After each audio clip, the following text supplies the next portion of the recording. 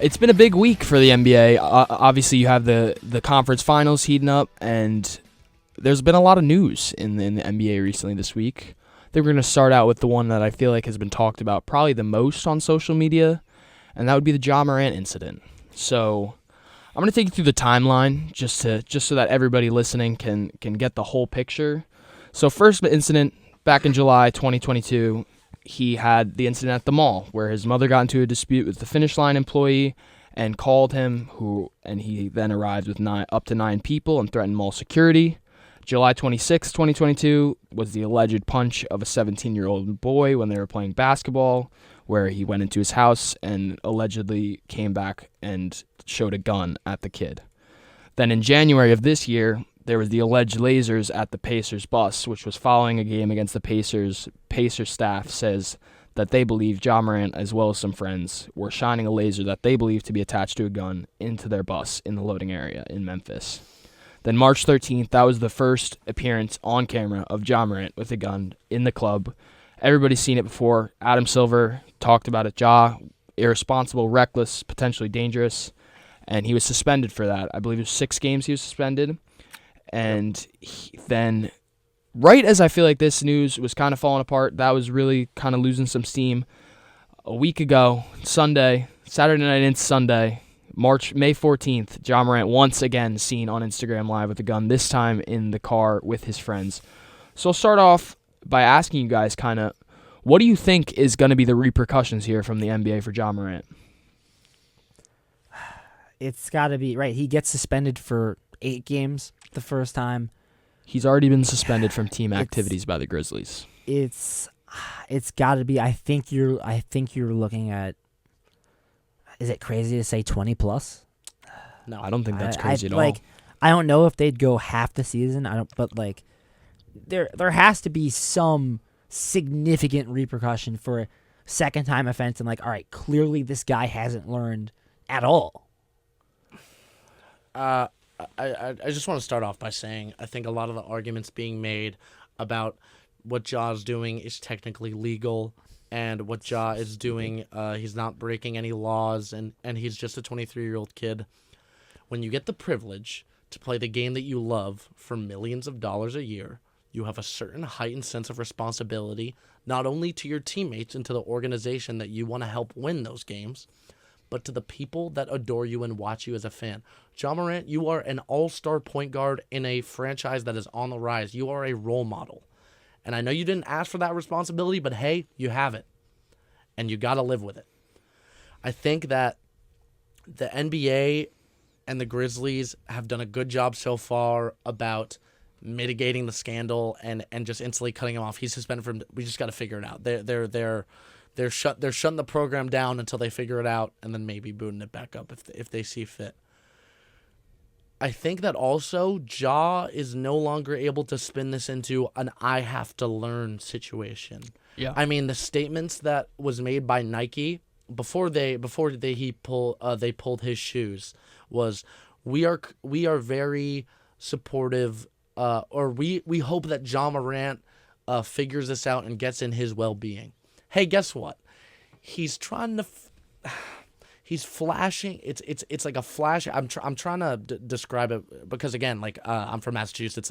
I'm not big on gun culture, but the way it seems, it's just like for flexing nature, yeah. and it's not in a way that the situations where he's pulled out a firearm are not situations where a firearm needs to be there.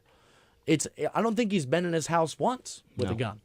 Any of these situations have not been in the privacy of his own home. So all those legal arguments kind of get thrown out the window where you're showing off like that. But I do think that the argument, I do think that Ja's team cannot put out another spin cycle of, I just got to work on my mental health and I got to work on me and Have figure you it guys out. seen the rumors online going around about his apology and that it was ChatGPT. ChatGPT? That's identical. I mean, I wouldn't be surprised, right? I mean, that's fake. I that's have a not feeling. real. I feel like I That's have a funny. feeling there's no way that's there's well, no if way it that's is, real. But it looks like one because it's so cut and dry. It looks like every YouTuber that's ever gotten canceled in the last decade. All right, but also even if it wasn't ChatGPT, you think he's writing an apology himself without consulting a team? It's his agent's his PR team. His PR team's going to craft craft an apology, which is how it goes for every single athlete. So I think it's just funny that if there's a ChatGPT post out there that's like, yeah, it looks identical, and it's another thing to make fun of John Morant for, which is really funny right now. But yeah, I mean that's not even a part of this conversation in terms of like actual stuff. But if you're that PR team, you should be fired because that was a terrible apology. Yeah. I mean, it's so cut and dry and boilerplate. If you heard the story from just John Morant's side, you wouldn't know what he did. I don't think he said gun once in. I mean, that was probably intentional, right? Exactly. Yeah. But if you really care about rebuilding John Morant, because you do at this point, he is at his lowest point in the league. You need to address the issue head on. It's not a John Morant. I don't even think it's you can't even be like it's a general maturity issue, because the theme has been fire on. So I think you need to like compartmentalize that and address that. And the one incident without a firearm was him showing up to a mall with 9 people to try and fight a finish line employee. Stuff with the capabilities of violence. Yes, guys, maybe it's because I listen to the Strokes. I've never been like vibing news and be like, you know what, this needs a firearm. Yeah, I don't get it. Yeah, and I think you mentioned it before, but I think the banter between JJ Redick and Charles Barkley, non face to face kind of verbal banter they had, is kind of interesting to me because obviously both former players, and I think it's interesting. I think JJ Redick taking the stance of defending Ja is interesting, and I think he's gotten a lot of backlash on social media. And I think Charles Barkley is one of those people who gave him some backlash.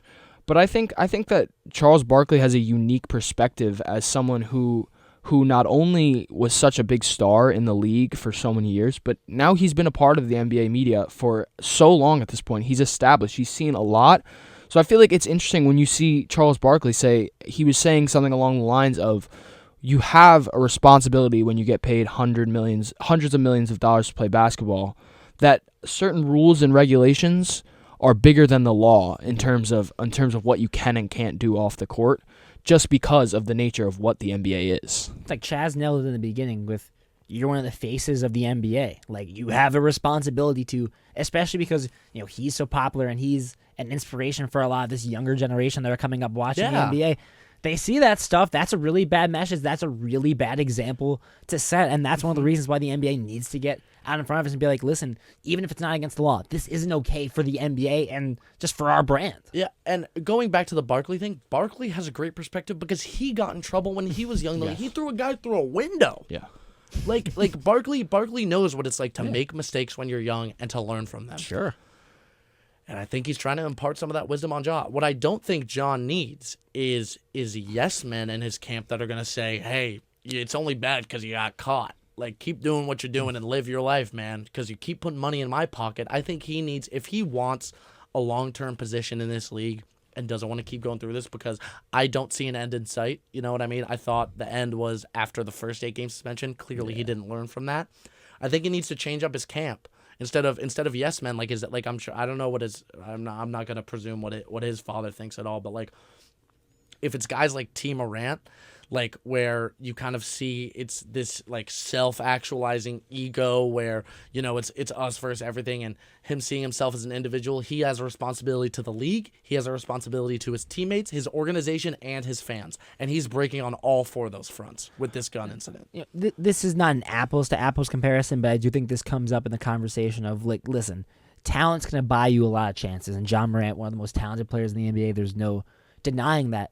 But you see, even with, let's go to the Antonio Brown situation, where you get a few chances, you keep making mistakes. Eventually, no one's going to give you another chance. And even Antonio Brown, obviously, when it got to a point where he was also older and not one of the best receivers in the league, so I think it'll be interesting with John Morant, whose prime could be 10+ years. He's so young, right? But it's still if these incidents continue to happen, he might not make it to his prime, Lou.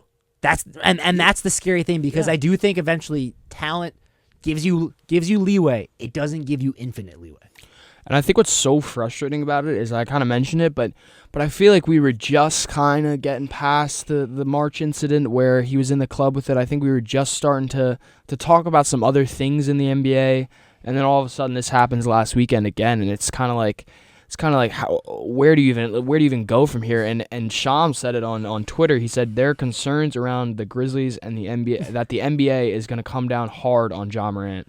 and this is going to be potentially a serious suspension, including Stephen A. saying that he's got people in the league telling him that Josh should be suspended for the year. Wow, and that would be big. Can Yeah. we talk about the Grizzlies? It broke between Brooks and Morant this year into this offseason. Ever since he was fine in the Also, like, West. hey, guy, you're a 2 seed that just got eliminated by a 7 seed in the playoffs. How do you have this much time on your hands? Yeah. Get in the gym. That's fair. You're That's a, a really good You're a point. star player on a 2 seed that just got bounced in what, 5 or 6? I think it was 6. Like, you have to have some level of, and this is honestly what Ja is. I thought Anthony Edwards was going to be. When I saw some of his stuff on draft night, I didn't think he wanted to play basketball. I thought just he was good at it and he saw it as a way to make money. Now you see some of his post-game interviews. He's one of the most mature young players in the league. I love to see him talk. But with Ja, it's like, do you have no shame in not having more playoff success? Like, even before the gun video, there was like videos of him just like in a club. It's like players just with no sense of grinding and working toward themselves to the future. Hey, Ja, just because you're good doesn't mean there's stuff you can't improve on. And I think that's the downside of having such a young team in Memphis, whereas they have guys like Steven Adams who can be a voice, but Steven Adams, I don't know if he's necessarily the voice that's going to get through to Ja Morant, whereas Ja Morant is surrounded by Dylan Brooks, Tyus Jones, and all these guys, and which of them is really going to step up and be a mentor to Ja and be like, hey, Ja, we shouldn't be pulling out our guns while we're in the nightclub, and we probably shouldn't be in the nightclub as much. So after the Grizzlies kind of came out and said, under no circumstances are we bringing back Dylan Brooks, and made that public, and that's crazy, right? When does that happen? How close do you think we are to a situation with Ja where, regardless of the suspension, the Grizzlies are ready to move on? Because I don't think we're there yet. No, I don't. But how much worse would it have to get for the Grizzlies to kind of do the same thing and be like, hey, we can't do this anymore? Like another incident? I think similar to I this? think yeah. Either another incident or there's gonna it would have to be a very tough year next year for Memphis. Like if they were to really, if he's suspended though, that it might be a tough year. yeah, I mean yeah, exactly. And then but the problem is you're not gonna be able to trade him if he's suspended. It's genuinely just baffling that an organization that like, and I think it goes to show what people. I was kind of confused what people were talking about. They're like, hey, it's a young team. Like they have no veteran leadership. I don't think they're gonna make any noise in the postseason because they have no one to guide them. I was like, well, they're still really solid team. Great defensively, and they have like a good core around them. They have a great team identity within themselves.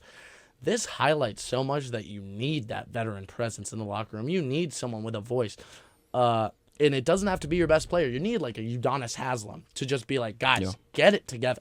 Like there's too much talent and too much great things on this team for them to be playing as it is. It's a waste of talent. It's pretty sad to see in this.